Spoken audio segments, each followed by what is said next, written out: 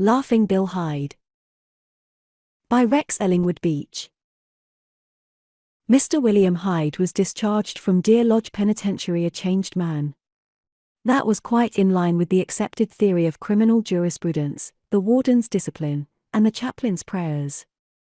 Yes, Mr. Hyde was changed, and the change had bitten deep. His humorous contempt for the law had turned to abiding hatred, his sunburned cheeks were pallid, his lungs were weak, and he coughed considerably. Balanced against these results, to be sure, were the benefits accruing from 3 years of corrective discipline at the state's expense, the knack of conversing through stone walls, which Mr. Hyde had mastered, and the plaiting of wonderful horsehair bridles, which he had learned. Otherwise he was the same Laughing Bill his friends had known, neither more nor less regenerate. Since the name of Montana promised to associate itself with unpleasant memories, Mr. Hyde determined at once to bury his past and begin life anew in a climate more suited to weak lungs. To that end he stuck up a peaceful citizen of Butte who was hurrying homeward with an armful of bundles, and in the warm dusk of a pleasant evening relieved him of $83, a Swiss watch with an elk's tooth fob, a pearl-handled penknife, a keyring, and a bottle of digestive tablets. 3 wasted years of industry had not robbed Mr. Hyde of the technique of his trade, hence there was nothing amateurish or uproarious about the procedure. He merely backheeled the pedestrian against a billboard, held him erect and speechless by placing his left hand upon his victim's shoulder and pressing his left forearm firmly across the gentleman's apple, the while with his own dexterous right he placed the $83 in circulation. During the transaction he laughed constantly. An hour later he was en route for the sunny south, there being good and sufficient reasons why he preferred that direction to any other. Arizona helped Mr. Hyde's lungs, for the random town which he selected was high and dry, but, unfortunately, so was Laughing Bill soon after his arrival, and in consequence he was forced to engage promptly in a new business enterprise. This time he raised a payroll. It was an easy task, for the custodian of the payroll was a small man with a kindly and unsuspicious nature. As a result of this operation Bill was enabled to maintain himself, for some 6 weeks, in a luxury to which of late he had been unaccustomed. At the end of this time the original bearer of the payroll tottered forth from the hospital and, chancing to overhear Mr. Hyde in altercation with a faro dealer, he was struck by some haunting note in the former's laughter, and lost no time in shuffling his painful way to the sheriff's office. Seeing the man go, Laughing Bill realized that his health again demanded a change of climate, and since it lacked nearly an hour of train time he was forced to leave on horseback. Luckily for him he found a horse convenient. It was a wild horse, with nothing whatever to indicate that it belonged to anyone, except the fact that it carried a silver-mounted saddle and bridle, the reins of which were fastened to a post in front of a saloon. Mr. Hyde enjoyed the ride, for it kept him out in the open air. It grieved him to part with the horse, a few hours later, but being prodigal with personal property he presented the animal to a poor Mexican woman, leaving her to face any resulting embarrassments. 10 minutes later he swung himself under a westbound freight, and in due time arrived in California, somewhat dirty and fatigued, but in excellent humor.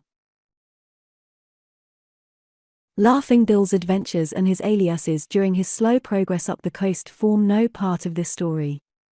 It might be said, with a great deal of truth, that he was missed, if not mourned, in many towns. Finally, having found the climates of California, Oregon, and Washington uniformly unsuited to one of his habits, force of circumstance in the shape of numerous handbills adorned with an unflattering half-tone of himself, but containing certain undeniably accurate data such as diameter of skull, length of nose, angle of ear, and the like, drove him still north and west. Bill was a modest man, he considered these statistics purely personal in character. To see them blazoned publicly on the walls of post offices, and in the corridors of county buildings, outraged his finer feelings, so he went away from there, in haste, as usual. Having never sailed the sea, he looked forward to such an experience with lively anticipation, only to be disappointed in the realization. It was rough off flattery, and he suffered agonies strange and terrifying. In due time, however, he gained his sea legs and, being forever curious, even prying, he explored the ship. His explorations were interesting, for they took him into strange quarters, into the forecastle, the steerage, even into some of the first-class staterooms, the doors of which had been left on the hook while their occupants were at meals. No small benefit accrued to Mr. Hyde from these investigations. One day during the dinner hour, as he was occupied in admiring the contents of a strange suitcase, a voice accosted him over his shoulder, and he looked up to discover a face in the cabin window. Bill realized that an explanation was due, for it was evident that the speaker had been watching him for some little time, but under the circumstances, even though the face in the window was round, youthful, good-humored, explanations promised to be embarrassing. "How do?" said Mr. Hyde. "What luck?" inquired the stranger. Mr. Hyde sat back upon his heels and grinned engagingly. "Not much," he confessed. "Can't find it nowhere. This guy must be a missionary." The newcomer opened the door and entered. He was a medium-sized, plump young man. "Oh, I say," he protested. "Is it as bad as that?" Bill nodded vaguely, meanwhile carefully measuring the physical proportions of the interloper. The latter went on. "I saw that you knew your business, and I was hoping you'd manage to find something I had missed." Mr. Hyde breathed deep with relief, his expression altered. "You been through ahead of me?" he inquired. "Oh, several times, daily, in fact." The speaker tossed a bunch of keys upon the berth, saying, "Glance through the steamer trunk while you're here and declare me in on anything you find." Mr. Hyde rose to his feet and retreated a step. His look of relief was replaced by one of dark suspicion. As always, in moments of extremity, he began to laugh. "Who are you?" he demanded. Why, I live here. That's my baggage. I've been through it, as I told you," but the young man frowned whimsically and lit a cigarette. "It doesn't diagnose. I can't find a solitary symptom of anything worthwhile. Sit down, won't you?" Mr. Hyde's manner changed for a second time. He was embarrassed, apologetic, crestfallen. "Your cabin?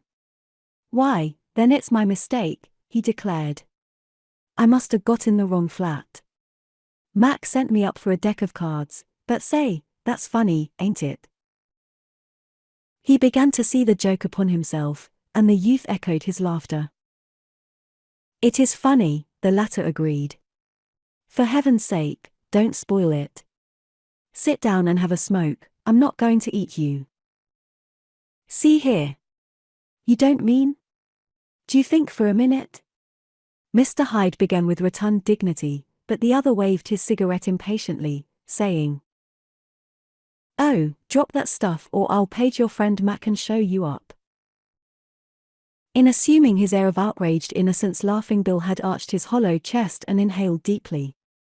As a result he began to cough, whereupon his new acquaintance eyed him keenly, saying, "That's a bad bark. What ails you?" "Con," said Laughing Bill. "Pardon me. I wouldn't have smoked if I'd known." The speaker dropped his cigarette and placed a heel upon it. "What are you doing here? Alaska's no place for weak lungs."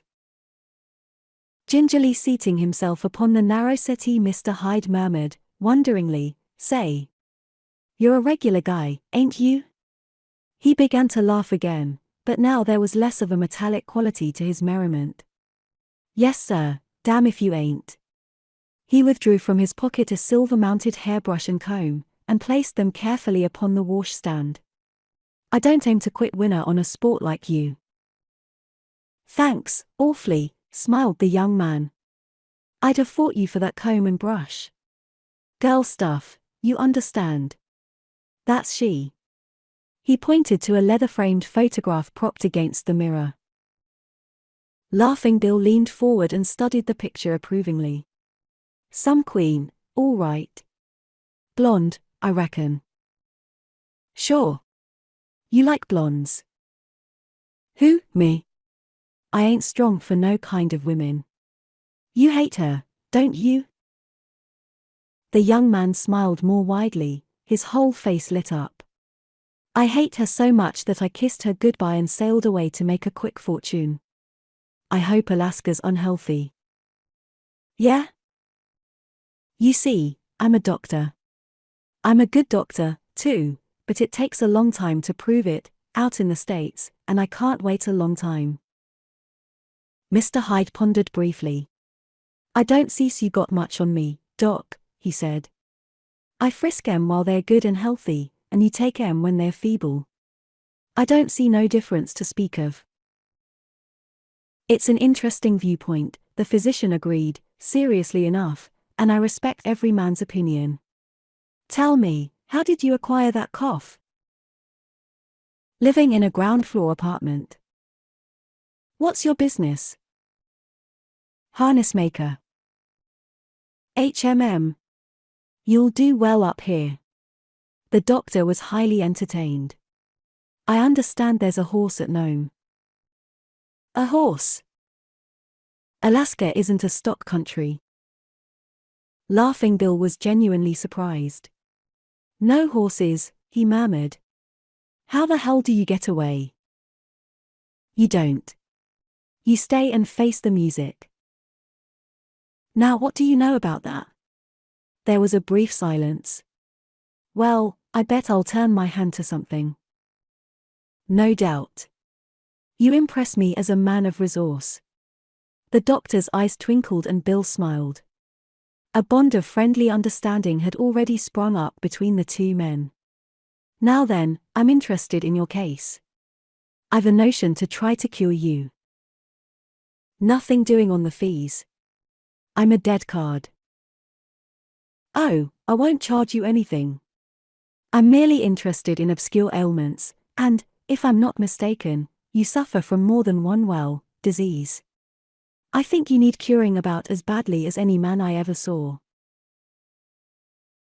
Now Laughing Bill was not skilled in subtleties, and his relief at extricating himself from a trying predicament banished any resentment he might have felt at the doctor's double meaning. Since the latter was a good-natured, harmless individual, he decided to humor him, and so, after they had visited for an hour or more, Mr. Hyde discreetly withdrew. But, oddly enough, during the days immediately following, Laughing Bill grew to like the young fellow immensely. This in itself was a novel experience, for the ex-convict had been a loner all his life, and had never really liked anyone. Dr. Evan Thomas, however, seemed to fill some long-felt want in Hyde's hungry makeup. He fitted in smoothly, too, and despite the latter's lifelong habit of suspicion, despite his many rough edges, he could not manage to hold the young man at a distance. Thomas was of a type strange to the wanderer. He was educated, he had unfamiliar airs and accomplishments, but he was human and natural withal. He was totally ignorant of much that Mr. Hyde deemed fundamental, and yet he was mysteriously superior, while his indifferent good nature, his mild amusement at the antics of the world about him covered a sincere and earnest nature. He knew his business, moreover, and he revolutionized Bill's habits of hygiene in spite of the latter's protests. But the disease which ravaged Mr. Hyde's constitution had its toes dug in, and when the steamer touched at St. Michael's he suffered a severe hemorrhage. For the first time in his life Laughing Bill stood face to face with darkness. He had fevered memories of going overside on a stretcher, he was dimly aware of an appalling weakness, which grew hourly, then an agreeable indifference enveloped him, and for a long time he lived in a land of unrealities, of dreams. The day came when he began to wonder dully how and why he found himself in a freezing cabin with Dr. Thomas, in fur cap and Arctic overshoes, tending him. Bill pondered the phenomenon for a week before he put his query into words. "I've had a hard fight for you, old man," the doctor explained. "I couldn't leave you here to die. I guess I must have been pretty sick." "Right.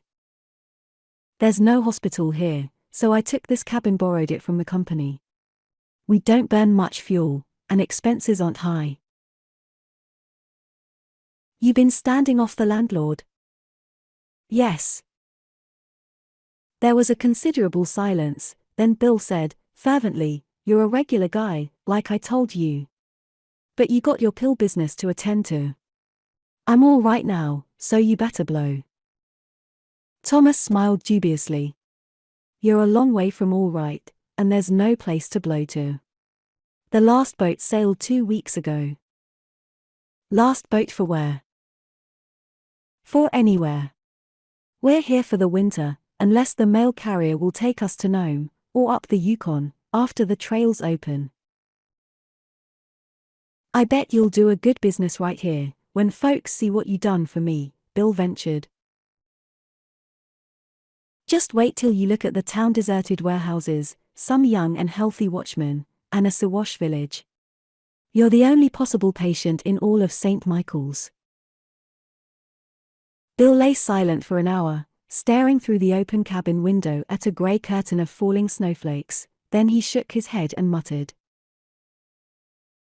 "Well, I be dongade." "Anything you want?" Thomas inquired, quickly. "I was just thinking about that gal." Bill indicated the leather-framed photograph which was prominently featured above the other bunk.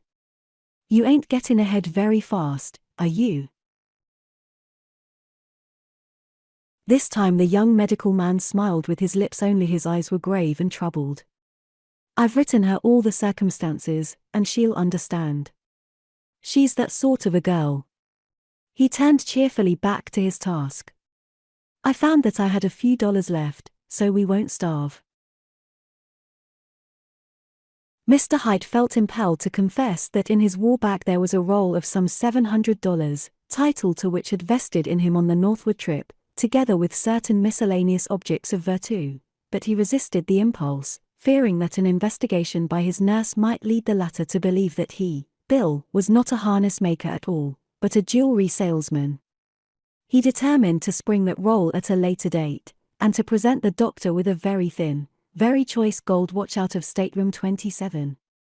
Bill carried out this intention when he had sufficiently recovered to get about. Later, when his lungs had healed, Bill hired the mailman to take him and his nurse to Nome. Since he was not yet altogether strong, he rode the sled most of the way, while the doctor walked. It was a slow and tiresome trip, along the dreary shores of Bering Sea, over timberless tundras, across inlets where the new ice bent beneath their weight and where the mail carrier cautiously tested the footing with the head of his axe. Sometimes they slept in their tent, or again in roadhouses and in Indian villages. Every hour Laughing Bill grew stronger, and with his strength of body grew his strength of affection for the youthful doctor. Bill experienced a dog-like satisfaction in merely being near him. He suffered pangs when Thomas made new friends, he monopolized him jealously. The knowledge that he had a pal was new and thrilling, it gave Bill constant food for thought and speculation.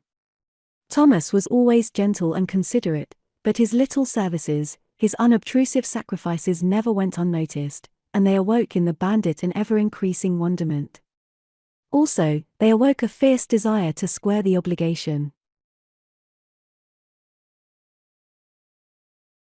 The two men laid over at one of the old Russian towns, and Thomas, as was his restless custom, made investigation of the native village. Of course Bill went with him. They had learned by this time to enter Indian houses without knocking, so, therefore, when they finally came to a cabin larger and cleaner than the rest, they opened the door and stepped inside, quite like experienced travelers. A squaw was bent over a tub of washing, another stood beside the tiny frosted window staring out. Neither woman answered the greeting of the white men. "Must be the chief's house," Thomas observed. "Must be. I suppose the old bird is out adding up his reindeer. Sapolio Sue is probably his head wife." Laughing Bill ran an interested eye over the orderly interior. "Some shack, but I miss the usual smell." Neither woman paid them the least attention, so they continued to talk with each other. "I wonder what she is washing," Dr. Thomas said, finally. The figure at the window turned, exposing the face of a comely young Indian girl. Her features were good, her skin was light. She eyed the intruders coolly, then in a well-modulated voice, and in excellent English, she said, "She is washing a pair of sealskin pants." Both men removed their caps in sudden embarrassment. Thomas exclaimed, "I beg your pardon. We thought this was just an ordinary native house, or we wouldn't have intruded." "You haven't intruded. This is Reindeer Mary's house." The girl had again turned her back. "Are you Reindeer Mary?" "No, I am Penata. Mary befriended me, she lets me live with her."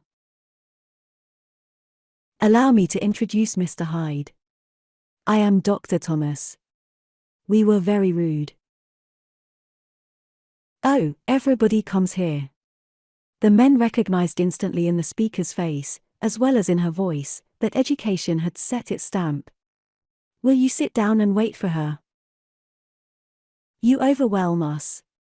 After an awkward moment, the physician queried, "How in the world did you learn to speak such good English?" "A missionary took an interest in me when I was a little girl. He sent me to Carlisle." Laughing Bill had been an attentive listener. Now he ventured to say, "I know this Carlisle. He's a swell football player, or something." Penata smiled, showing a row of small, white teeth. "Carlisle is an Indian school." "What made you come back?" Thomas inquired, curiously. Penata shrugged her shoulders. "There was an end to the money. What could I do? At first I thought I'd be able to help my people, but I couldn't. They will learn from the white people, but not from one of their own kind." "Your parents?" "They died when I was a baby. Mary took me in." The girl spoke in a flat, emotionless tone.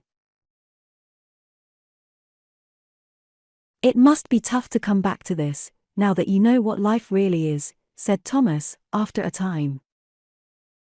Penata's eyes were dark with tragedy when she turned them to the speaker. "God," she cried, unexpectedly, then abruptly she faced the window once more. It was a moment before she went on in fierce resentment. "Why didn't they leave me as they found me? Why did they teach me their ways, and then send me back to this dirt and ignorance and squalor? Sometimes I think I can't stand it. But what can I do? Nobody understands. Mary can't see why I'm different from her and the others. She has grown rich, with her reindeer. She says if this is good enough for her, it should be good enough for me. As for the white men who come through, they can't, or they won't, understand. They're hateful to me. Peterson, the mail carrier, for instance. I don't know why I'm telling you this.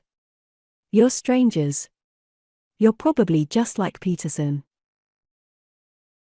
"I know why you're telling us," Thomas said, slowly. It's because we're not like Peterson and the others, it's because we can help you." "Help me," sneered the girl. "How?" "I don't know, yet. But you're out of place here. There's a place for you somewhere, I'll find it." Penata shook her head wearily. "Mary says I belong here, with my people." "No. You belong with white people who will treat you well." This time the girl smiled bitterly. "They have treated me worse than my own people have. I know them, and I hate them." "Ain't you the sorehead, now?" Laughing Bill murmured. "You got 100%, grouch, but if the old medicine man says he'll put you in right, you bet your string of beads he'll do it. He's got a gift for helping down and outers. You got class, kid, you certainly rhinestone this whole bunch of red men. Why, you belong in French heels and a boudoir cap, that's how I dope you." "There must be a chance for a girl like you in Nome," Thomas continued, thoughtfully. "You'd make a good hand with children. Suppose I try to find you a place as governess. Would you?" Penata's face was suddenly eager. "Children? Oh yes. I'd work my fingers to the bone. I'd do anything. Then I'll do what I can. For some time longer the three of them talked, and gradually into the native girl's eyes there came a light, for these men were not like the others she had met, and she saw the world begin to unfold before her. When at last they left, she laid a hand upon the doctor's arm and said, imploringly, "You won't forget. You promise?" "I promise," he told her. "He don't forget nothing," Bill assured her, "and if he does I'll see that he don't." After they had gone, Panata stood motionless for a long time, then she whispered, breathlessly, "Children. Little white children. I'll be very good to them." "She's a classy quilt," laughing Bill said, on the way back to the roadhouse. "She's as pretty as a picture, and little more than a child," the doctor admitted. "You made a hit. She'd do most anything for you," the doctor muttered, absent-mindedly. "She's stood off Peterson and these rednecks, but she'd fall for you," Mr. Hyde was insinuating. Thomas halted. He stared at his partner curiously, coldly. "Say, do you think that's why I offered to help her?" he inquired. "Come clean." The invalid winked meaningly. "You're a long ways from home, and I've new fellas to do a lot worse. You can grab her, easy. And if you do..." Thomas grunted angrily. "I've put up with a lot from you," he said, then he strode on. "And if you do," the other resumed, falling into step with him, "I'll bust you right where you're thickest." "Eh?" "I'll bust you wide open." "Oh, me and that gal in the leather frame had a long talk while I was sick in St. Mike's, and she asked me to keep you in the middle of the trail. Well, I'm the little guy that can do it." "Bill." Evan Thomas's eyes were twinkling. "I believe I'm going to cure you, after all," said he. Late that afternoon Mr. Hyde disappeared. He did not show up until after dark. "I been to CeeLo, the poor squaw," he readily confessed. "She ain't the pure domestic leaf, she's a blend part Russian, or something. Seems there was a gang of Russians or Swedes or Dagos of some sort used to run this country. She says they horned into some of the best Indian families, and she's one of the overs." "They were Russians." "Russians is a kind of white people, ain't they? Well, that's how she comes so light-complected. You remember she said our folks had treated her bad? It's a fact, document." She spilled the story, and it made a mouthful. "It's like this, when Nome was struck a Swede fella she had knew staked her a claim, but she couldn't hold it, her being a squab underage, savvy. There's something in the law that prevents Injuns getting in on anything good, too. I don't rightly recollect what it is, but if it's legal you can bet it's crooked. Anyhow, Uncle Sam lets up a squawk that she's only 18, going on 19, and a noble redskin to boot, and says his mining claims is reserved for Laps and Yaps and Japs and Wops, and such other foreign slantheads of legal age as declare their intention to become American citizens if their claims turn out rich enough so's it pays them to do so. Well, Panata's sweet friend gets himself froze, somehow, so she has to pass the buck. Naturally, she turns to her pals, the missionaries. There's a he missionary here, head mug of the whole gang. He's a godly walloper, and he tears into Satan barehanded every Sunday.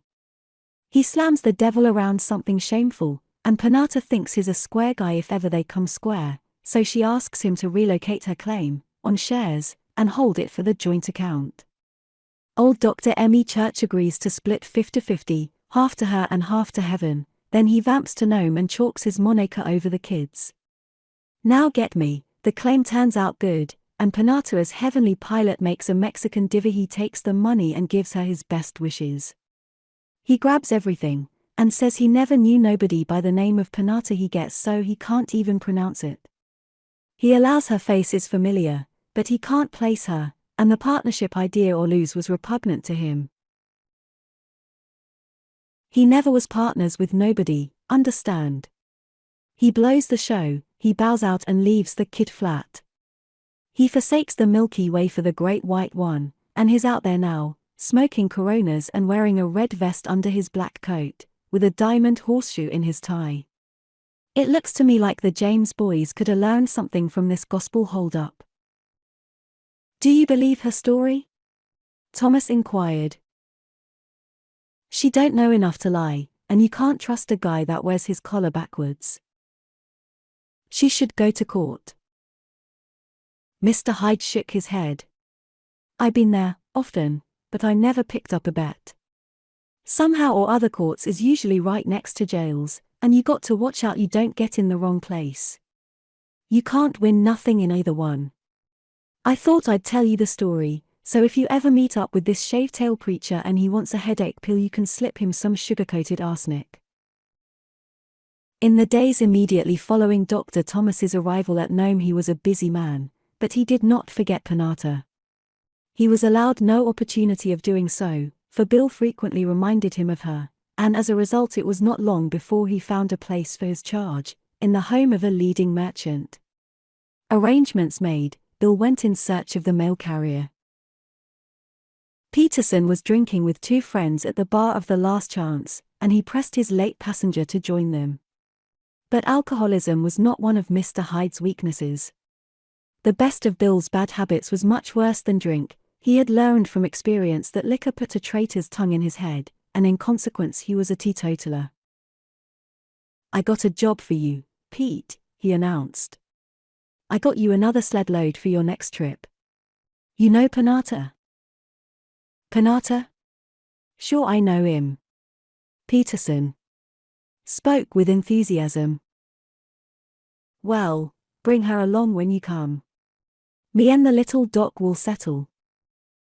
That's good job for me, all right. What mak you tank she'll come? I ask her plenty times, but she ain't like me. You slip her this bill of ducks and she'll come. Peterson pocketed the letter which Bill handed him, his eyes brightened, the flush in his face deepened. You bet your gumboots I bring her. She's swell, ain't she, Bill? She's just some swell like white woman. Who's this? Queried one of Peterson's companions. Penata. She's Jung Squaw. I got eyes on that chicken long time now. The burly mailman laughed loudly and slapped his friend on the shoulder. Mr. Hyde appeared to share in the general good nature. Carelessly, smilingly he picked up Peterson's dog whip, which lay coiled on the bar. Thoughtfully he weighed it. The lash was long, but the handle was short and thick, and its butt was loaded with shot. It had much the balance of a blackjack, a weapon not unknown to Mr. Hyde. Pretty soft for you mailmen. The former speaker grinned. J.A. Pretty soft. I bet I have good time dis trip. Just wait. You don't know how purty is Penata. She. Peterson's listeners waited.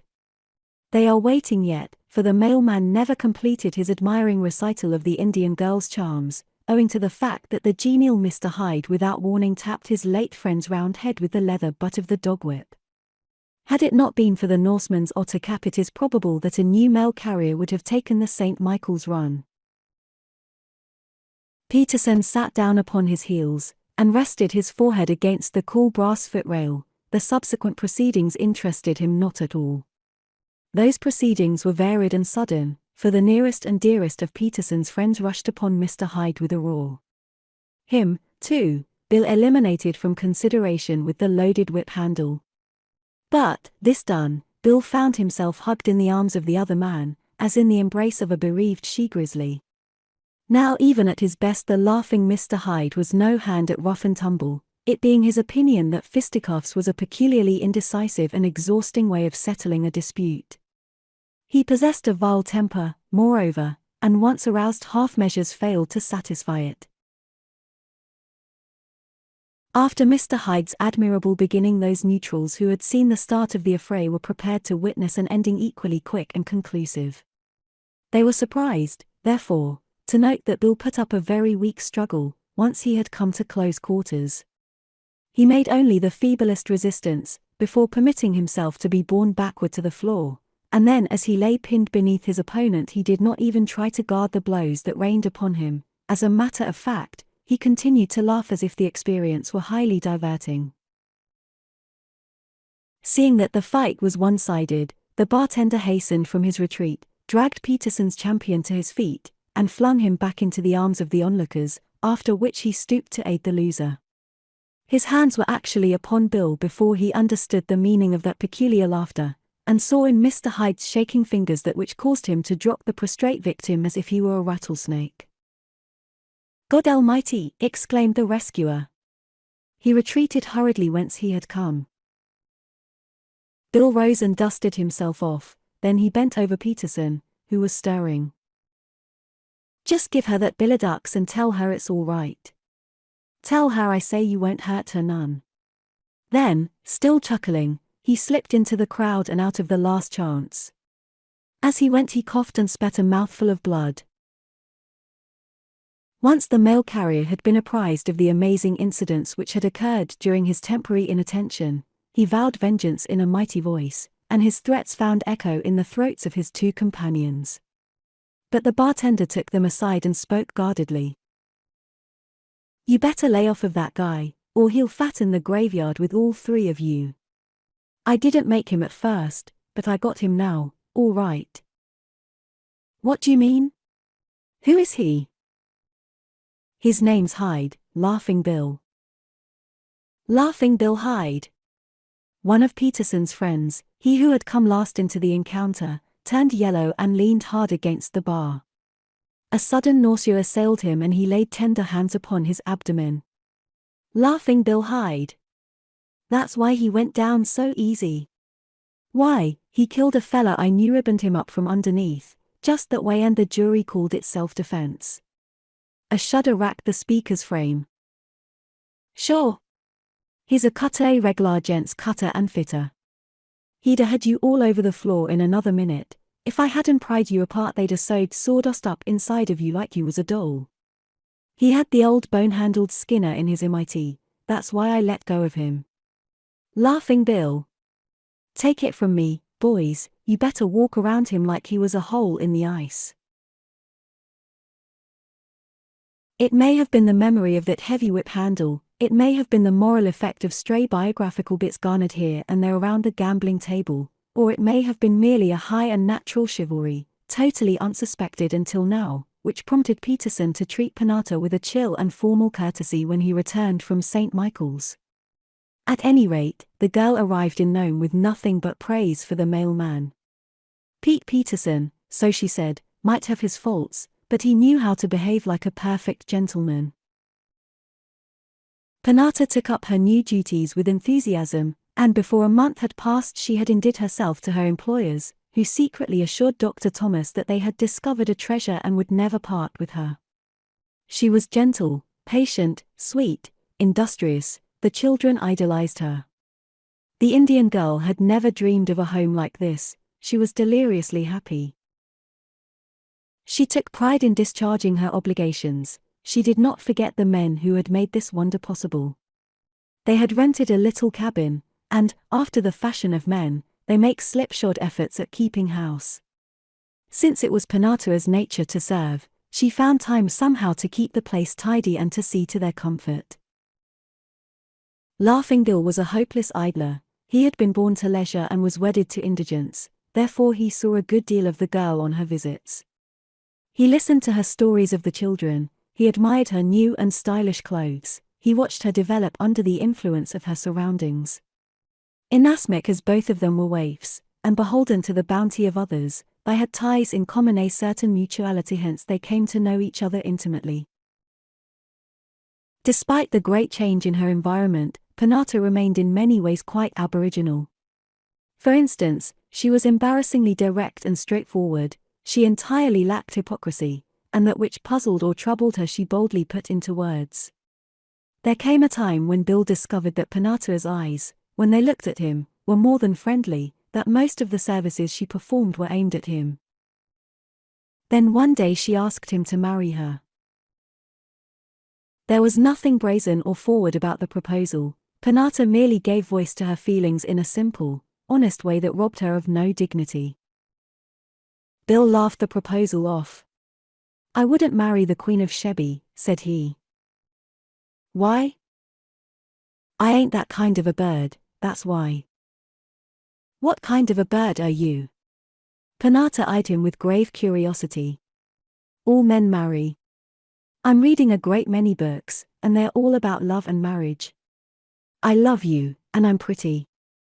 Is it because I'm an Indian?" "Hell! That wouldn't faze me, kiddo. You skin the white dames around this village. But you better cut out them books. I'd make you a good wife." "Sure. You're aces. But I'd make a bum husband. I ain't got the breath to blow out a candle." Mr. Hyde chuckled. The idea of marriage plainly amused him. "How you know I ain't got a covey of wives?" he inquired. "Oh, I know." Penata was unsmiling. "I'm simple, but I can see through people. I can tell the good ones and the bad ones. You're a good man, Billy." Now this praise was anything but agreeable to Mr. Hyde, for above all things he abhorred so-called good people. Good people were suckers, and he prided himself upon being a wise guy, with all that was meant thereby. "You lay off of me, kid," he warned, darkly, "and you muffle them wedding bells. You can't win nothing with that line of talk. If I was 50 inches around the chest, liked to work, and was fond of parmentierice, I'd probably fall for you, but I ain't. I'm a good man, all right to leave alone. I'll be a brother to you, but that's my limit." The subject was embarrassing, so he changed it. "Say, I been thinking about that claim of yours. Didn't you get no paper from that missionary?" "No." "Then his word's as good as yours." "That's what the lawyer told me. I offered to give him half, but he wouldn't touch the case." "It was a dirty deal, but you better forget it." "I'll try," the girl promised. "But I don't forget easily." Laughing Bill's rejection of Penata's offer of marriage did not in the least affect their friendly relations. She continued to visit the cabin, and not infrequently she reverted to the forbidden topic, only to meet with discouragement. Dr. Thomas had opened an office, of course, but business was light and expenses heavy. Supplies were low in Nome and prices high. Coal, for instance, was $100 a ton and, as a result, most of the idle citizens spent their evenings but precious little else around the saloon stoves. When April came, Laughing Bill regretfully decided that it was necessary for him to go to work. The prospect was depressing, and he did not easily reconcile himself to it, for he would have infinitely preferred some less degraded and humiliating way out of the difficulty. He put up a desperate battle against the necessity, and he did not accept the inevitable until thoroughly convinced that the practice of medicine and burglary could not be carried on from the same residence without the risk of serious embarrassment to his benefactor. However, to find employment in a community where there were 2 men to 1 job was not easy, but happily or unhappily Bill had a smattering of many trades, and eventually there came an opening as handyman at a mine. It was a lowly position, and Bill had little pride in it, for he was put to helping the cook, waiting on table, washing dishes, sweeping cabins, making beds, and the like. He had been assured that the work was light, and so it was, but it was also continuous. He could summon not the slightest interest in it until he discovered that this was the very claim which rightfully belonged to Penata. Then, indeed, he pricked up his ears. The Aurora Borealis, as the mine was now called, had been working all winter, and gigantic dumps of red pay dirt stood as monuments to the industry of its workmen. Rumor had it that the streak was rich, and that Dr. Slayforth, the owner, would be in on the first boat to personally oversee the cleanups. The ex-missionary, Bill discovered, had the reputation of being a tight man, and meanly suspicious in money matters. He reposed no confidence in his superintendent, a surly, saturnine fellow known as Black Jack Berg, nor in Denny Slevin, his foreman. So much Laughing Bill gathered from camp gossip. It soon became evident that Black Jack was a hard driver, for sluicing began with the first trickle of snow water even while the ditches were still icebound, and it continued with double shifts thereafter. A representative of Dr. Slayforth came out from Nome to watch the first cleanup, and Bill, in his capacity as chambermaid, set up a cot for him in the cabin shared by Black Jack and Denny. While so engaged, the latter discovered him, and gruffly ordered him to remove the cot to the bunkhouse. "Put him in with the men," growled Slevin. "Serves the damn spy right." "Spy? Is he a gumshoe?" Mr. Hyde paused, a pillow slipped between his teeth. "That's what. Me and Jack was honest enough to run things all winter, but we ain't honest enough to clean up. That's like old Slayforth always looking to get the worst of it. I'm square, and so's Jack. Makes me sick, this spying on honest folks. Everybody knows we wouldn't turn a trick." Now it was Laughing Bill's experience that honesty needs no boosting, and that he who most loudly vaunts his rectitude is he who is least certain of it. "The boss must be a good man, him being a sort of psalm singer," Bill ventured, guilelessly. Denny snorted. "Oh, sure. He's good, all right. He's most too good to be true. Billy, my boy, when you've seen as many crooks as I have you'll know 'em, no matter how they come dressed." As he folded the cot, Mr. Hyde opined that worldly experience must indeed be a fine thing to possess. "You go gamble on it." Slevin agreed. "Now then, just tell that Hawkshaw we don't want no damn spies in our house. We're square guys, and we can't stomach 'em." That evening Black Jack called upon the handyman to help with the cleanup, and put him to tend the water while he and Denny, under the watchful eye of the owner's representative, lifted the riffles, worked down the concentrates, and removed them from the boxes. Bill was an experienced placer miner, so it was not many days before he was asked to help in the actual cleaning of the sluices. He was glad of the promotion, for, as he told himself, no man can squeeze a lemon without getting juice on his fingers. It will be seen, alas, that Mr. Hyde's moral sense remained blunted in spite of the refining influence of his association with Dr. Thomas. But Aurora dust was fine, and the handyman's profits were scarcely worth the risks involved in taking them. One morning while Bill was cleaning up the superintendent's cabin, he noticed a tiny yellow flake of gold upon the floor in front of Slevin's bed. Careful examination showed him several colors of the same sort, so he swept the boards carefully and took up the dust in a blower. He breathed upon the pile, blowing the lighter particles away. A considerable residue of heavy yellow grains remained. With a grin, Bill folded them in a cigarette paper and placed them in his pocket. But it puzzled him to explain how there came to be gold on the cabin floor. His surprise deepened when, a few days later, he found another prospect in the same place. His 2 sweepings had yielded perhaps a pennyweight of the precious metal, enough to set him to thinking. It seemed queer that in the neighborhood of Black Jack's bunk he could find no pay whatever. Slevin had left his hip boots in the cabin, and as Laughing Bill turned down their tops and set them out in the wind to dry, his sharp eye detected several yellow pinpoints of color which proved, upon closer investigation, to be specks of gold clinging to the wet lining. "Well, I be dongade," said Mr. Hyde. Carefully, thoughtfully, he replaced the boots where he had found them. The knowledge that he was on a hot trail electrified him. At the next cleanup, Laughing Bill took less interest in his part of the work and more in Denny Slevin's. When the riffles were washed, and the loose gravel had been worked down into yellow piles of rich concentrates, Slevin, armed with whisk broom, paddle, and scoop, climbed into the sluices. Bill watched him out of a corner of his eye, and it was not long before his vigilance was rewarded. The hold-up man turned away with a feeling of genuine admiration, for he had seen Slevin, under the very nose of the lookout, go south with a substantial amount of gold.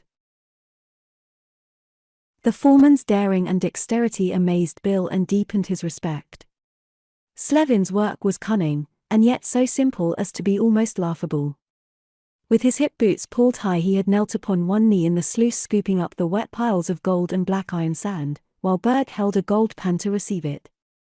During the process, Black Jack had turned to address the vigilant owner's representative, and, profiting by the brief diversion, Bill had seen Denny dump a heaping scoopload of pay into the gaping pocket-like top of his capacious rubber boot.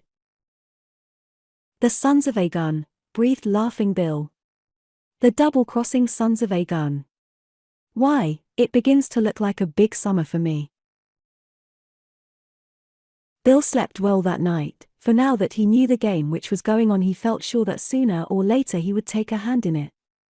Just how or when the hand would fall he could not tell, but that did not worry him in the least, inasmuch as he already held the trumps. It seemed that a kindly fortune had guided him to the Aurora, that fate had decreed he should avenge the wrongs of Penata. The handyman fell asleep with a smile upon his lips. The first ship arrived that very evening, and the next day Dr. Slayforth in person appeared at the Aurora. He was a thin, restless man with weak and shifting eyes. He said grace at dinner, giving thanks for the scanty rations of hash and brown beans over which his hungry workmen were poised like cormorants. The Aurora had won the name of a bad feeder, but its owner seemed satisfied with his meal. Later Bill overheard him talking with his superintendent. "I'm disappointed with the cleanups," Slayforth confessed. "The pay appears to be pinching out." "She don't wash like she sampled, that's a fact," said Black Jack. "I'm afraid we shall have to practice economies." "Look here. If you aim to cut down the grub, don't try it," counseled Berg. "It's rotten now." Indeed. There appeared to be plenty, and the quality was excellent. "I fear you encourage gluttony, and nothing so interferes with work. We must effect a saving somehow. There is too great a variation between theoretical and actual values." "Ha!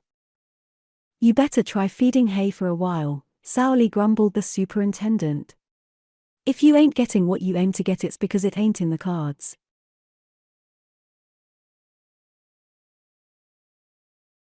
This conversation interested Bill, for it proved that the robbers had helped themselves with a liberal hand, but how they had managed to appropriate enough gold to noticeably affect the showing of the winter's work intensely mystified him. It led him to believe that Black Jack and Denny were out for a homestake. That such was indeed the case, and that Slevin was not the only thief, Bill soon discovered, for after the next clean-up he slipped away through the twilight and took stand among the alders outside the rear window of the shack on the hill. From his point of concealment he could observe all that went on inside. It was a familiar scene. By the light of an oil lamp Black Jack was putting the final touches to the cleanup. 2 gold pans, heaped high with the mingled black sand and gold dust, as it came out of the sluices, were drying on the Yukon stove, and the superintendent was engaged in separating the precious yellow particles from the worthless material which gravity had deposited with it. This refining process was slow, painstaking work, and was effected with the help of a flat brass scoop blower. By shaking this blower and breathing upon its contents, the lighter grains of iron sand were propelled to the edge, as chaff is separated from wheat, and fell into a box held between the superintendent's knees. The residue, left in the heel of the blower after each blowing process, was commercial dust, ready for the bank or the assay office. Dr. Slayforth, with his glasses on the end of his nose, presided at the gold scales, while Denny Slevin looked on. As the dust was weighed, a few ounces at a time, it was dumped into a moose skin sack and entered upon the books. Black Jack had the light at his back, he was facing the window, therefore Laughing Bill commanded an unobstructed view of his adept manipulations. It was not long before the latter saw him surreptitiously drop a considerable quantity of gold out of the scoop and into the box between his knees, then cover it up with the black sand. This sleight of hand was repeated several times, And when the last heap of gold had been weighed, Bill estimated that Dr. Slayforth was poorer by at least 100 ounces, $1,600. There was no question about it now. These were not common thieves. This was becoming a regular man's game, and the stakes were assuming a size to give Laughing Bill a tingling sensation along his spine. Having discovered the modus operandi of the pair, and having read their cards, so to speak, he next set himself to discover where they banked their swag. But this was by no means easy. His utmost vigilance went unrewarded by so much as a single clue. Berg and Slevin had a habit of riding into town on Saturday nights, and the next time they left the claim, Bill pleaded a jumping toothache and set out afoot for medical attention.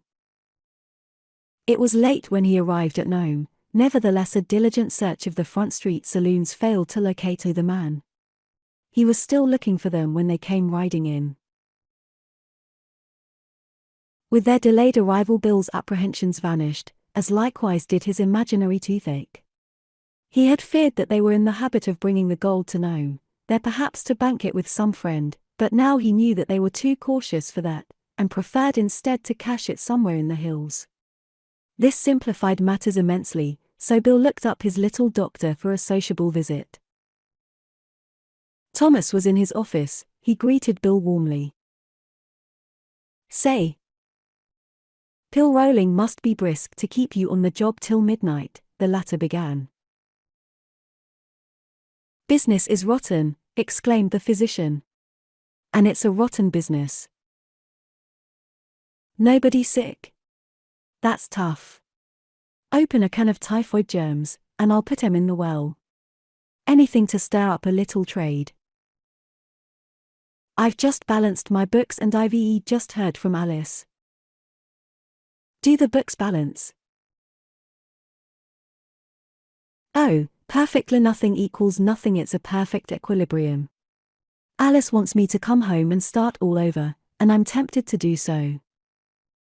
"Ain't going to throw up your tail, are you?" "I can't get along without her." Thomas was plainly in the depths. He turned away and stared moodily out into the dim-lit street. It was midnight, but already the days were shortening. Already there was an hour or two of dusk between the evening and the morning light. "Of course you can't get along without her," the ex-bandit agreed. "I seen that when I looked at her picture. Why don't you bring her in?" "Bring her in here?" Thomas faced about quickly. "Humph. Not much. Well, this ain't no doll's village, that's a fact. It's full of wicked men, and the women ain't worth bragging over. S'pose we go out and marry her?" "We?" Thomas smiled for the first time. "Sure. I'll stick to the bitter finish. I'm broke, Bill." "Sure, now. Don't let that worry you. I got money." "You?" The doctor was surprised. "Where did you get it?" "Well, I got it. That's the main thing. It was left to me." "Honestly?" "What do you mean, honestly?" "How much?" "I dunno, exactly. You see, I ain't got it actually in my MIT. "Oh. But I'll have it, all righto. It's just waiting for me to close down on it. I reckon there must be 1,000 gold buzzards in the stack, maybe more. It's all yours." "Thanks," said the physician, unimpressed. "Look me in the eye." Bill spoke earnestly. 20,000 iron men ain't so bad. It'll buy a lot of dolls' clothes. We can have a big party, I ain't kidding." Then, reading amused incredulity in his friend's face, he demanded, "How you know I ain't got a rich uncle that raised me from a colt and that broke his heart at me running away and turning out wild, and has had lawyers gunning for me ever since he knew he was getting old and going to croak? How you know that, eh?" "I don't know. I don't know anything about you, Bill. That's one of the most interesting features of our friendship." "Well, pay a little attention to me. Now then, I figure it like this, I got lungs like a grasshopper, and the money won't do me no good, so I'll stake you and Miss Alice to it. Dr. Thomas eyed the speaker curiously. I believe you would, said he, after a moment. Would I? Say. You ever seen a feather bed tied up with a rope? You sit tight and I'll slip you a roll just that size. Of course you know I wouldn't take it. Why not? It's more than likely it'll get me into evil company or gimme some bad habit, and I'll gargle off before I've had a chance to spend it. I ain't strong. I'll earn what I get, Billy. All right. If you feel like that, I'll bet it for you on a crap game, and you can take the winnings. Nothing doing. I want honest money that I can look in the face. Mr. Hyde was out of patience. All money's honest, after you get it, he cried. It's getting it that draws blood. I never knew the silver bird to fly off $1 and scratch a guy, did you? I want to make money, that's why I came up to this godforsaken place, but when your uncle's draft arrives you cash it. Ain't you the champion Bone Dome, muttered Bill. Such an attitude seemed to him both senseless and quixotic, for he had never attached the least sentiment to money.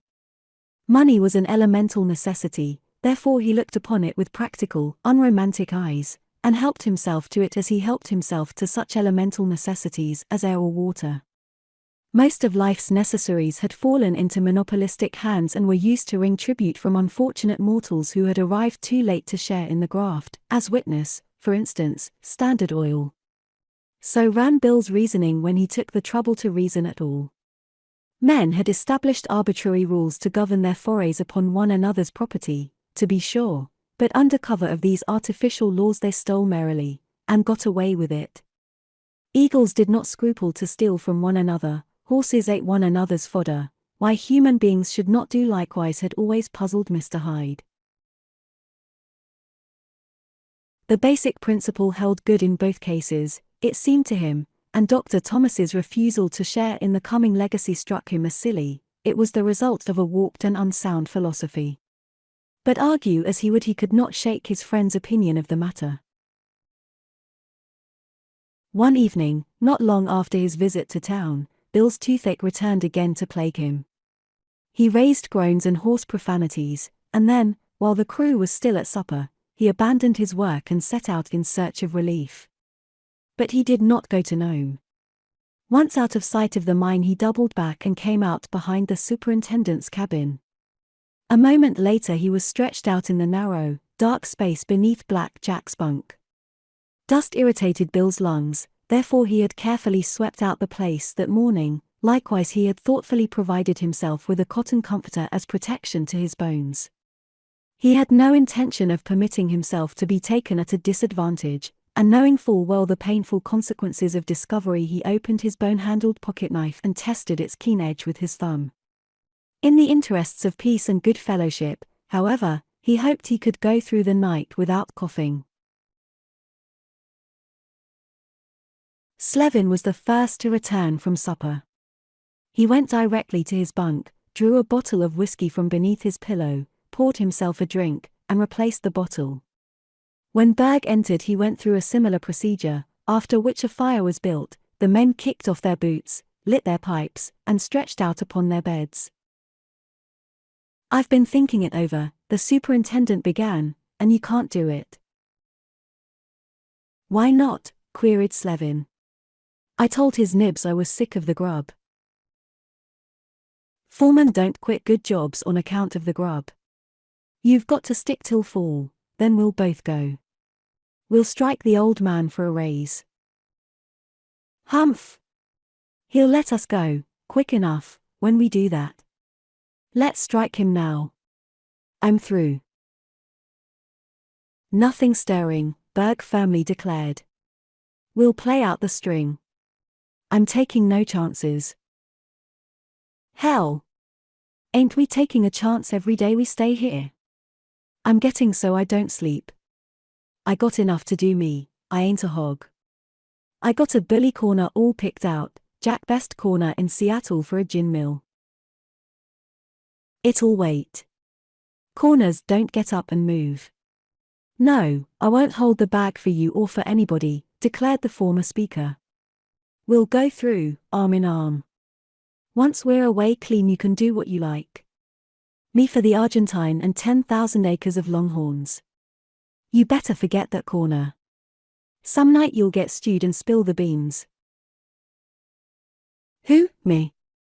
Slevin laughed in disdain. Fat chance. There was a long silence during which the only sound was the bubbling of a pipe. I suppose I'll have to stick, if you say so, Denny agreed finally, but I'm fed up. I'm getting jumpy. I got a hunch the cash ain't safe. I feel like something was going to happen. Mr. Slevin's premonition, under the circumstances, was almost uncanny. It gave startling proof of his susceptibility to outside influences. You are rickety, Black Jack told him. Why, there ain't any danger, nobody goes up there. Laughing Bill held his breath, missing not a word. If they did we'd pick 'em up with the glasses. It's open country, and we'd get 'em before they got down. I suppose so. But the nights are getting dark. Nobody's out at night, either, you boob. I ain't losing any slumber over that. And I ain't going to lose any about your quitting ahead of me. That don't trouble me none. Berg yawned and changed the subject. Half an hour later he rose, languidly undressed and rolled into his bed. Slevin followed suit shortly after, and the rapidity with which both men fell asleep spoke volumes for the elasticity of the human conscience. Now, Laughing Bill had come prepared to spend the night, but his throat tickled and he had a distressing habit of snoring, therefore he deemed it the part of caution to depart before he dropped off into the land of dreams. He effected the maneuver noiselessly. Bill lingered at the spring hole on the following morning, and lost himself in an attentive study of the surrounding scenery.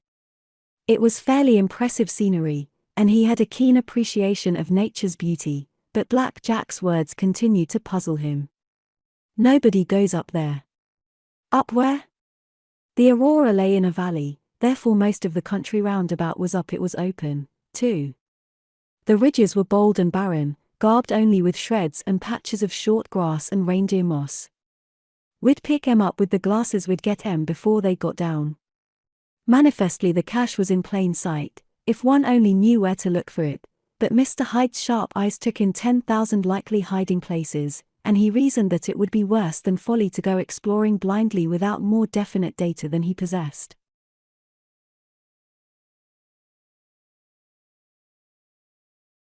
It was clever of the pair to hide the swag where they could oversee it every hour of the day, and they had chosen a safe location, too, for nobody wasted the effort to explore those domes and hawkbacks now that they were known to contain no quartz. There was Anvil Mountain, for instance, a bold schist peak crowned with a huge rock in the likeness of a blacksmith's anvil. It guarded the entrance to the valley, rising from the very heart of the best mining section. It was the most prominent landmark hereabouts, but not a dozen men had ever climbed it, and nowadays nobody did. As Bill pondered the enigma, out from his bed in the willows came Don Antonio de Caiquetor, a meek and lowly burro, the only member of the Aurora's working force which did not outrank in social importance the man of all work. Don Antonio was the pet of the Aurora Borealis, and its scavenger. He ate everything from garbage to rubber boots. He was even suspected of possessing a low appetite for German socks. It was, in fact, this very democratic taste in things edible which caused him to remain the steadiest of Dr. Slayforth's boarders. Wisdom, patience, the sagacity of Solomon, lurked in Don Antonio's eyes, and Laughing Bill consulted him as a friend and an equal. "Tony," said he, "you've done a heap of prospecting and you know the business. There's a rich pocket on one of them hills. Which one is it?"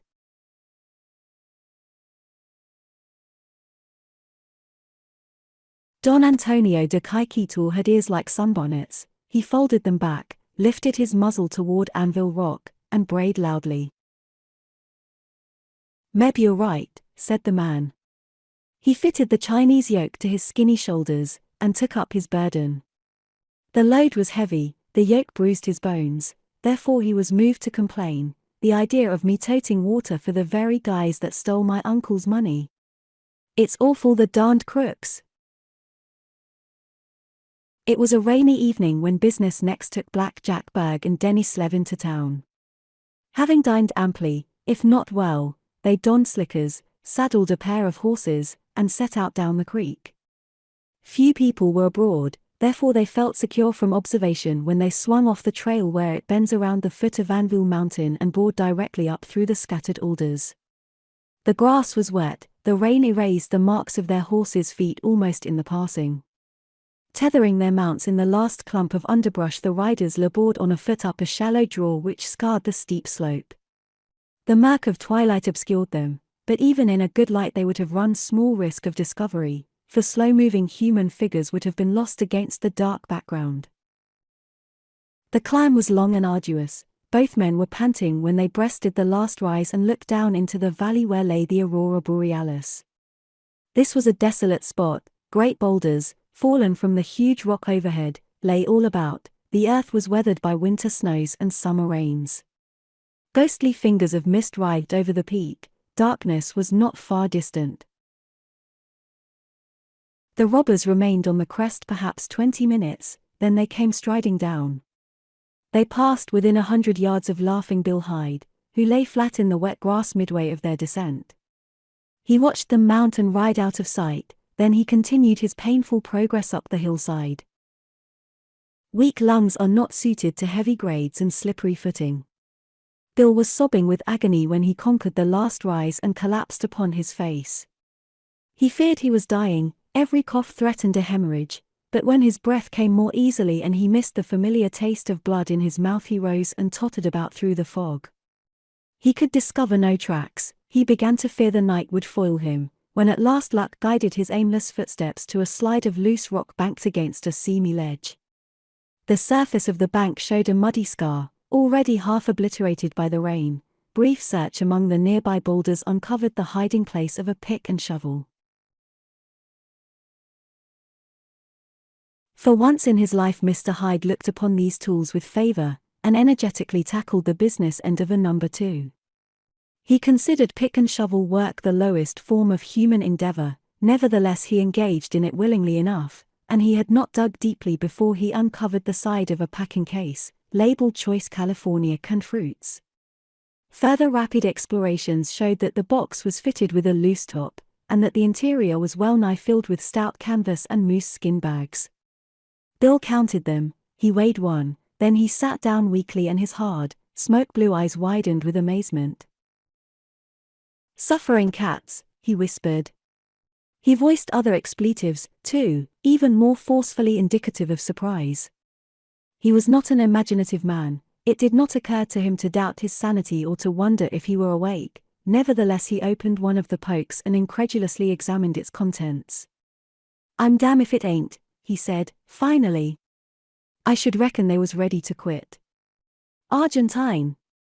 Why, Jack'll bust the bottom out of a boat if he takes this with him.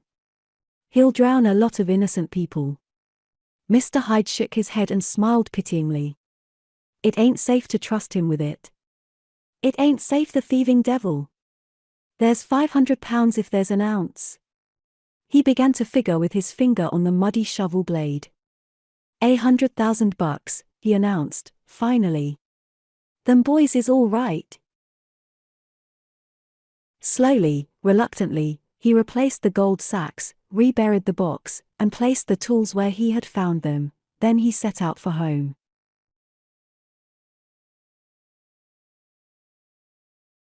Don Antonio de Caiquito was contentedly munching an empty oat sack, doubtless impelled thereto by the lingering flavor of its former contents, when on the following morning Bill accosted him.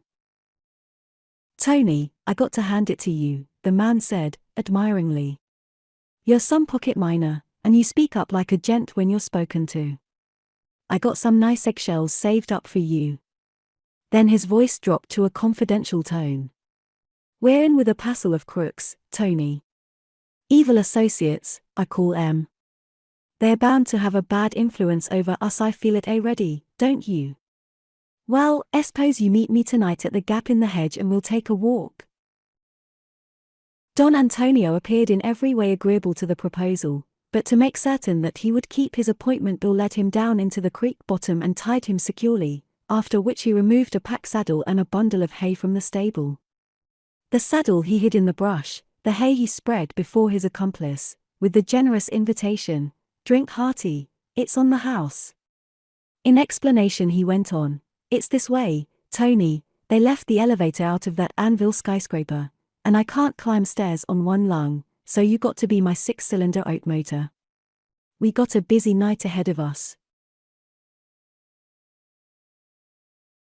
That evening Laughing Bill ascended Anvil Mountain for a second time, but the exertion did not wind him unduly, for he made the ascent at the end of Don Antonio's tale. He was back in camp for breakfast, and despite his lack of sleep he performed his menial duties during the day with more than his usual cheerfulness. Asterisk asterisk asterisk asterisk asterisk. Speed up, can't you?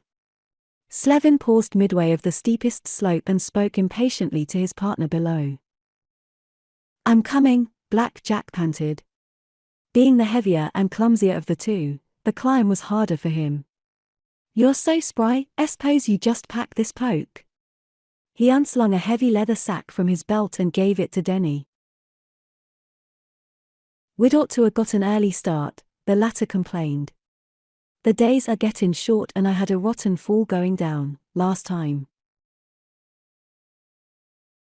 Relieved of some 15 pounds of dead, awkward weight, and nothing is more awkward to carry than a sizable gold sack, Berg made better speed, arriving at the cache in time to see Slevin spit on his hands and fall to digging. "Every time we open her up I get a shiver," Denny confessed, with a laugh. "I'm scared to look." "Humph! Think she's going to get up and walk out on us?" Berg seated himself, lit his pipe, and puffed in silence for a while. "We ain't never been seen," he declared, positively. "She's as safe as the Bank of England as long as you don't get drunk." "Me drunk? Ha! Me and the demon rum is divorced forever." Slevin's shovel struck wood and he swiftly uncovered the box, then removed its top. He stood for a full minute staring into its interior, then he cried, hoarsely, "Jack!" Berg was on his feet in an instant. He strode to the excavation and bent over it. After a time he straightened himself and turned blazing eyes upon his confederate. Denny met his gaze with the glare of a man demented. "What I tell you," the latter chattered. "I told you they'd get it. By God! They have." He cast an apprehensive glance over his shoulder. Far below the lights of the valley were beginning to twinkle. In the direction of Nome the cross on the Catholic church gleamed palely against the steel-grey expanse of baying sea. Berg was a man of violent temper. He choked and gasped. His face was bloated with an apoplectic rage. He began to growl curses deep in his throat. "Who got it?" he demanded. "Who do you mean by they?" "Shh." Slevin was panic-stricken. He flung out a nervous, jerky hand. "Meb, they're here now. Look out." "Who do you mean by they?" the larger man repeated. "I dunno. But there must have been more than one. 500 pounds. One man couldn't pack it." "You said they." Berg persisted in an odd tone. Slevin's madly roving gaze flew back and settled upon the discolored visage thrust toward him, then his own eyes widened. He recoiled, crying, "Look here. You don't think I?" His words ended in a bark. "I ain't said what I think, but I'm thinking fast. Nobody knew it but us." "How do you know?" "I know." Slowly Slevin settled himself. His muscles ceased jumping, his bullet head drew down between his shoulders. "Well, it wasn't me, so it must have been you." "Don't stall," roared the larger man. "It won't win you anything. You can't leave here till you come through." "That goes double, Jack. I got my gat, too, and you ain't going to run out on me." "You wanted to quit. You weakened. You're a liar."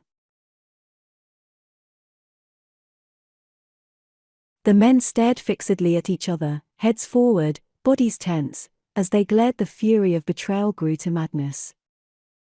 "Where'd you put it?" Berg ground the words between his teeth. "I'm asking you that very thing," the foreman answered in a thin, menacing voice.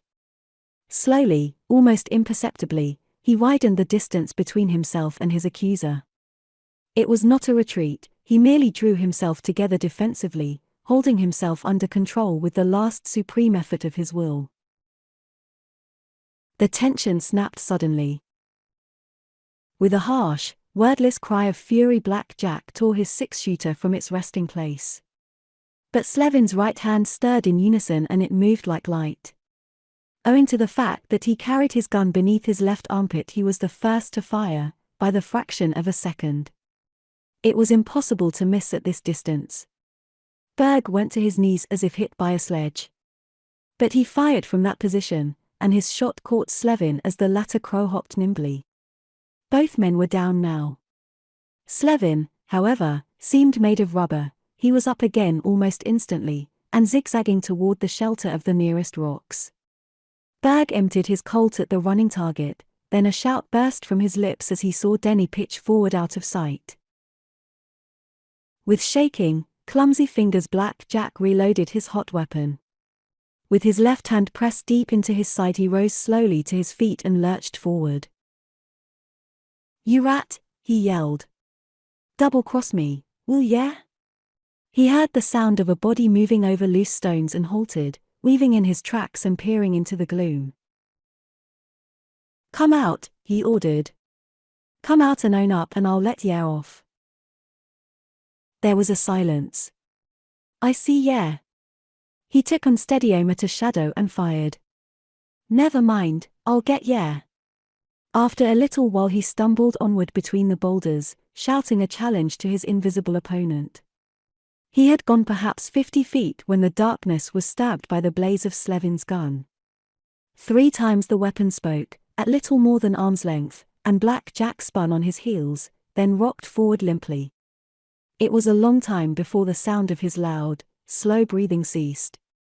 Not until then did Denny Slevin move. With a rattle in his throat, the foreman crept out from hiding and went down the mountainside upon his hands and knees. It occasioned considerable speculation at the Aurora Borealis when neither the superintendent nor the foreman appeared for breakfast. Later, a telephone message to Dr. Slayforth having elicited the startling intelligence that neither man had been seen in town during the night, there came a flicker of excitement. This excitement blazed to white heat when Slayforth rode up on a muddy horse, accompanied by the town marshal and the chief of police. Followed more telephoning and some cross-examination. But the men were gone. They had disappeared. It was a mystery baffling any attempt at explanation, for there were no ships in the roadstead, and hence it was impossible for the pair to have taken French leave. While a search party was being organized, there came word that the missing saddle horses had been found on the slope of Anvil Mountain, and by the time Slayforth's party had reached the ground, more news awaited them. Up near the head of the draw, someone had discovered the body of Denny Slevin. There was a rush thither, and thence on up the trail Slevin had left, to the scene of the twilight duel, to Black Jack Berg and the cache in the slide. The story told itself down to the last detail. It was the story of a thieves' quarrel and a double killing. Dr. Slayforth fell upon his bag of gold as a mother falls upon her babe. He voiced loud, hysterical condemnation of the deed. He wept tears of mingled indignation and thanksgiving. He gabbled scriptural quotations about the wages of sin. Then, remembering that the wages of his men were going on, he sent them back to their work, and determined to dock half their morning's pay. The story of the tragedy was still the sensation of known when, a fortnight later, laughing Bill Hyde showed up in town with the cheerful announcement that he had been fired. Penata was at the cabin when he arrived, and she did not try to conceal her joy at seeing him again. "I've been so unhappy," she told him. "You've never been out of my thoughts, Billy."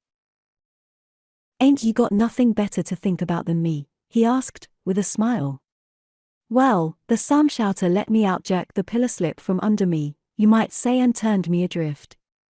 He's got a high-chested, low-browed Swede in my place. It takes a guy with hair down to his eyebrows to be a buck chambermaid." The old rascal. Penata's face darkened with anger. No wonder those men robbed him. I wish they had taken all his gold, and escaped. "You're pretty sore on his heavenly nibs, ain't you?" Penata clenched her hands and her eyes blazed. "Well, you got this consolation, the Aurora ain't as rich as it was." "It would have been rich enough for us." "Us?" "Yes. You'd marry me if I were rich, wouldn't you?" "No, I wouldn't," Bill declared, firmly. "What's the use to kid you?" "Why wouldn't you? Are you ashamed of me?" Bill protested. "Say, what is this you're giving me, the third degree? If I were as rich as well, as Reindeer Mary, wouldn't you marry me?" Penata gazed at the unworthy object of her affections with a yearning that was embarrassing, and laughing Bill was forced to spar for wind. "Ain't you the bold Mary Ann marking cracks like that?" he chided. "I'm ashamed of you, honest. I've passed up plenty of frills in my time, and we're all better off for it. My appetite for marriage ain't no keener than it used to be, so you forget it. Little Doc, he's the marrying kind. Oh yes. He tells me a great deal about his Alice. He's very much discouraged. If I had the Aurora I wouldn't forget him, I'd give him half." "Would you, now?" "Well, he's the one stiff-neck that wouldn't take it. He's funny that way, seems to think money bite him, or something. I don't know how these philanthropists get along, with proud people always spurning their gifts. He's got my nan. You take my tip, kid, and cling to your coin. Salt it down for winter. That's what I'm doing with mine." "Are you?" Penata was not amused, she was gravely interested. "I thought you were broke, Billy." "Where'd you get that at?" he demanded. "I've always got a pinch of change, I have. I'm lucky that way. Now then, you run along and don't never try to feint me into a clinch. It don't go." Laughing Bill enjoyed a good rest in the days that followed. He rested hard for several weeks, and when he rested he lifted his hand to absolutely nothing. He was an expert idler, and with him indolence was but a form of suspended animation. In spite of himself, however, he was troubled by a problem. He was completely baffled by it, in fact, until, without warning and without conscious effort, the solution presented itself. Bill startled his cabin mate one day by the announcement that he intended to go prospecting. "Nonsense," said Thomas, when the first shock of surprise had passed. "This country has been run over, and every inch is staked. I bet I'll horn in somewhere. All I want is one claim where I got room to sling myself." "If that's all you want, I'll give you a claim. It has 20 acres. Is that room enough?" "Plenty." "Where is it?" "It's on Eclipse Creek, I believe. A patient gave it to me for a bill. He won't call for a new deal if I strike it rich." "No. I paid his fare out of the country. But why waste your valuable time? Your time is valuable, I presume." "Sure. I ain't got much left."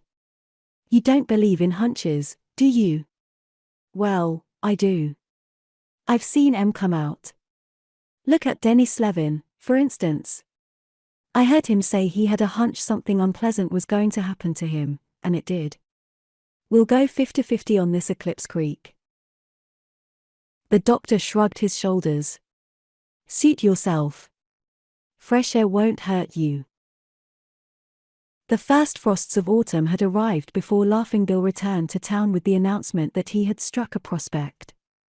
Dr. Thomas was at first incredulous, then amazed. Finally, when the true significance of those tiny yellow grains came home to him, his enthusiasm burst all bounds.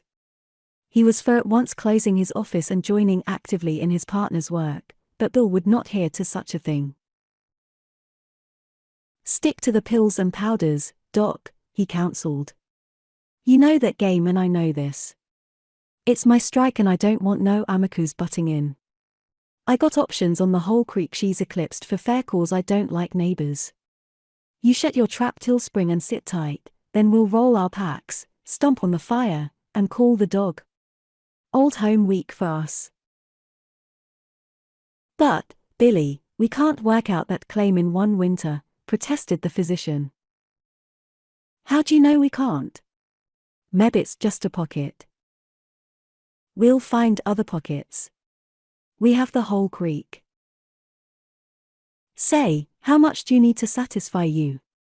Bill inquired, curiously. "I don't know. $100,000, perhaps." $100,000? Phew. You got rich tastes. This ain't no bonanza. But if it's any good at all it will net us that much, probably more. Bill considered briefly, then he announced, "All right, Bo, I got your idea. When I hand you 100,000 Iron Men we quit, no questions, no regrets, is that it? But you've hiked the limit on me, I dunno's I'll make good." By the time snow flew, the tent on Eclipse Creek had been replaced by a couple of warm shacks, provisions had been bought, and a crew hired. Work commenced immediately, and it continued throughout the winter with Bill in charge. The gravel was lean-looking stuff, but it seemed to satisfy the manager, and whenever Thomas came out from town he received encouraging reports from his partner. Hyde ceased playing solitaire long enough to pan samples in his tub of snow water. Now had the younger man been an experienced placer miner he might have noted with suspicion that whenever Bill panned he chewed tobacco, a new habit he had acquired, and not infrequently he spat into the tub of muddy water. But Thomas was not experienced in the wiles and artifices of mine salters, and the residue of yellow particles left in the pan was proof positive that the claim was making good. It did strike him as strange, however, that when he selected a pan of dirt and washed it unassisted he found nothing. At such times Bill explained glibly enough that no pay dump carried steady values, and that an inexperienced sampler was apt to get skunked under the best of circumstances. Concentrates lay in streaks and pockets, he declared. Then to prove his assertions Bill would help his partner pan, an enasmec as he wore long fingernails, underneath which colors of gold could be easily concealed. It was not surprising that he succeeded in finding a prospect where the doctor had failed. For fear Thomas should still entertain some lingering doubts, Bill occasionally sent him down into the shaft alone, to sample the pay streak, but in each instance he took pains to go down beforehand with a shotgun and some shells of his own loading and to shoot a few rounds into the face of the thawed ground. The winter passed quickly enough, Bill's only concern arising from the fact that his strike had become common knowledge, and that men were clamoring to buy or to lease a part of the creek. It was a tiny creek, and he had it safely tied up under his options, therefore he was in a position to refuse every offer. By so doing he gained the reputation of being a cautious, cagey man and difficult to deal with. Bill paid off his crew out of the first spring cleanup, from the dust he had managed to dump into the sluices at night. Thereafter he sent the gold to town by Dr. Thomas, who came after it regularly. When he closed down the works, in June, he and his partner held bank deposit slips for a trifle over $100,000. Rumor placed their profits at much more. Bill saw little of Panata after his return to Nome, for the girl avoided him, and when he did see her she assumed a peculiar reserve. Her year and a half of intimate association with cultured people had in reality worked an amazing improvement in her, and people no longer regarded her as an Indian, but referred to her now as that Russian governess. Nevertheless, she could retreat behind a baffling air of stolidity, almost of sullenness when she chose, and that was precisely the mask she wore for Bill. In reality, she was far from stolid and anything but sullen. For his part, he made no effort to break down the girl's guard. He continued to treat her with his customary free good nature. Notwithstanding the liberal margin of profit on his winter's operations, Bill realized that he was still shy approximately half of the sum which Dr. Thomas had set as satisfactory, and when the latter began planning to resume work on a larger scale in the fall, Mr. Hyde was stricken with panic. Fearing lest his own lack of enthusiasm in these plans and his indifference to all affairs even remotely concerning Eclipse Creek should awaken suspicion, he determined to sell out his own and his partner's interests in accordance with their original understanding. Without consulting Thomas, he called upon Dr. Slayforth. The pious mine owner was glad to see him. His manner was not at all what it had been when Bill worked for him. His words of greeting fairly trickled prune juice and honey. "Say, Doc, I got a load on my chest. I'm a strayed lamb, and you being a sort of shepherd, I turns to you," Bill began. "I trust you have not come in vain." The ex-missionary beamed benignly. "It has been my duty and my privilege to comfort the afflicted. What troubles you, William?" "There's a school of sharks in this village, and I don't trust 'em. They're too slick for a fella like me." "It is an ungodly place," the doctor agreed. "I have felt the call to work here, but my duties prevent. Of course I labor in the Lord's vineyard as I pass through, but I am weak." "Me, too, am getting weaker daily." Bill summoned a hollow cough. "Listen to that hospital bark. I gotta blow this place, Doc, or they'll button me up in a rosewood overcoat. I gotta sell Eclipse Creek and beat it." Again he coughed. "I am distressed. But why do you come here?" "I aim to sell out to you." "What is your price, William?" $150,000, cash." Slayforth lifted protesting palms. "My dear man. That's cheaper and good advice, and you know it. I took out most that much last winter with a Scoegian gang of 6. Here's the bank's okay. But I ain't got use for a lot of money, document. I wouldn't know how to run a vineyard like you do. All I want is a nice little corner saloon or a cattle ranch." "It is a large sum of money you ask. There is always an element of uncertainty about placer mining." Dr. Slayforth failed to conceal the gleam of avarice in his eyes. "Doc, take it from me, there ain't a particle of uncertainty about Eclipse Creek," Bill earnestly assured his hearer. "If I told you what's there, you wouldn't believe me. But Thomas, he's got a gal and I got a cough. They both need attention, and he's the only guy that can give it. We're willing to hand you Eclipse Creek if you'll take it." There was considerable conversation, and a visit to Eclipse Creek, but the doctor, it proved, was willing to take any good bargain, and a few days later the transfer was made. When the larger part of Slayforth's winter's clean-up had changed hands, the two partners adjourned to Thomas's little office. "Well," the physician heaved a deep sigh of relief. "It's all over, and I feel as if I were dreaming. The Oregon sails tomorrow. It's time to stomp on the fire." I wonder if we were wise to sell out at that price," the doctor mused, doubtfully. "You lay a bet on it, though something tells me that Soul Saver will go bust on Eclipse Creek. I got a hunch that way." Mr. Hyde's seamy face wrinkled into a broad grin. "Well, I've more faith in your hunches than I used to have. You've been a good friend, Bill, and a square one." The speaker choked, then wrung his partner's hand. "I've cabled Alice to meet us. I want you to know her, and I want her to see that I cured you, after all.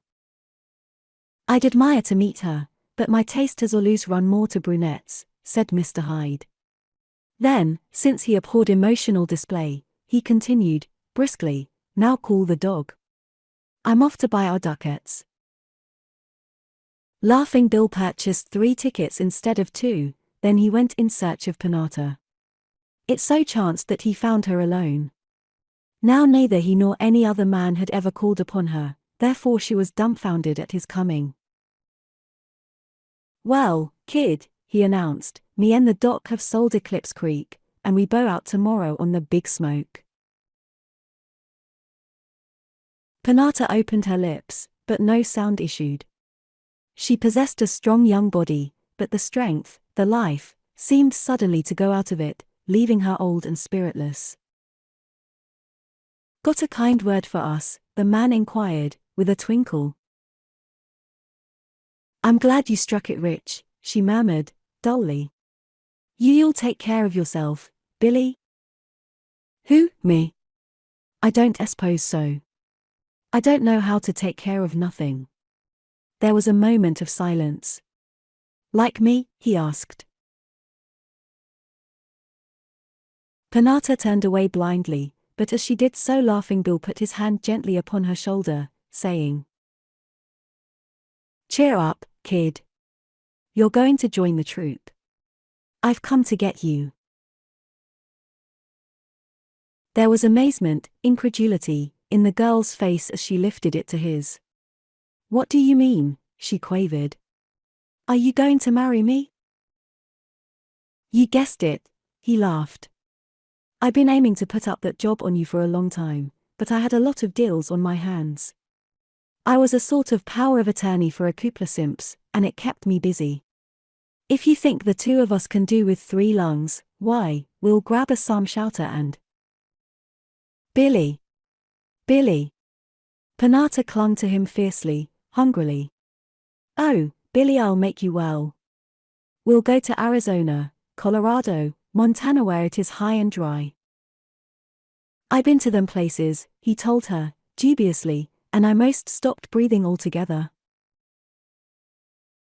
New Mexico, then. You won't be ashamed of me there. Say, kid. I wouldn't be ashamed of a hairlip and warts in New Mexico.